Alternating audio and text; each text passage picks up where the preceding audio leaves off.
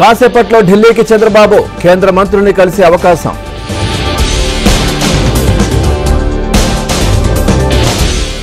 ఏపీకి 9,74,000 కోట్ల అప్పు ఉంది. కాదని ఎవరైనా అంటే రండి లెక్కలు చూపిస్తా అన్న చంద్రబాబు.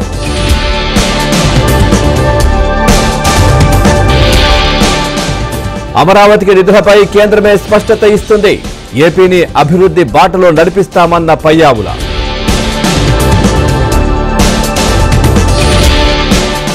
శాసన మండలిలో మళ్లీ రగడ, వాకౌట్ చేసిన వైసీపీ.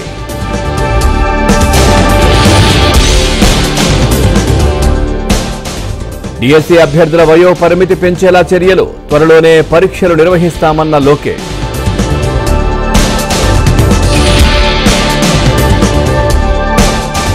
వచ్చే జూలై కల్లా ఉత్తరాంధ్రకు గోదావరి జలాలు, ప్రజల రుణం తీర్చుకుంటామన్న నిమ్మల.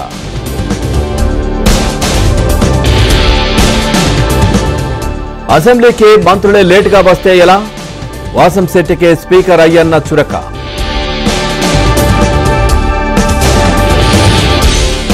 సీనియర్ సిటిజన్స్ కు ఆర్టీసీ బస్సులో 25% రాయితీ, చంద్రబాబు ప్రభుత్వం కీలక నిర్ణయం.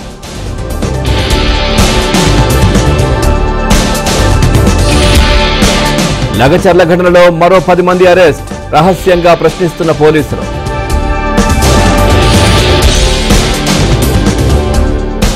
లగచర్ల రైతులతో కేటీఆర్ ములాఖాత్, చిత్రహింసలు పెడుతున్నారని ఆగ్రహం.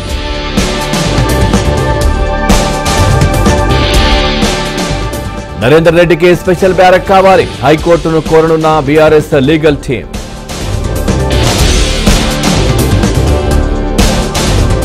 రాజీనామాలకు సిద్ధం, మూసీ బాధితుల ఇళ్లలో నిద్ర చేస్తామన్న కిషన్ రెడ్డి.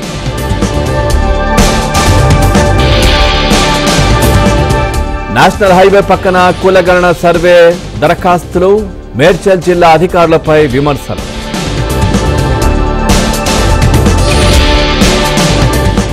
గాడిదల ఫామ్ స్కామ్, దక్షిణాదిన మోసపోయిన 400 మంది బాధితులు.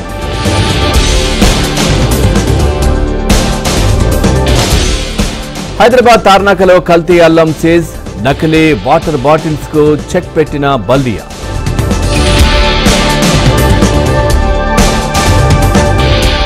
సేల్స్ ట్యాక్స్ పేరుతో మాజీ సర్పంచ్ కిడ్నాప్, చిత్తూరు జిల్లాలో గన్తో బెదిరించి డబ్బు డిమాండ్.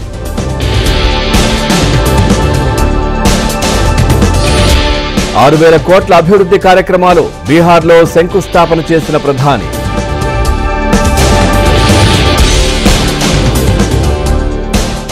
ఢిల్లీలో మితిమీరిన వాయు కాలుష్యం, ప్రైమరీ స్కూళ్లకు సెలవులు.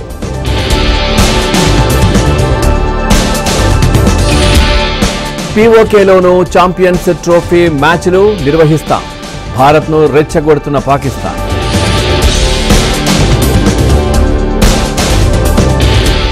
సిరీస్పై కన్నేసిన భారత్, నేడు దక్షిణాఫ్రికాతో చివరి T20.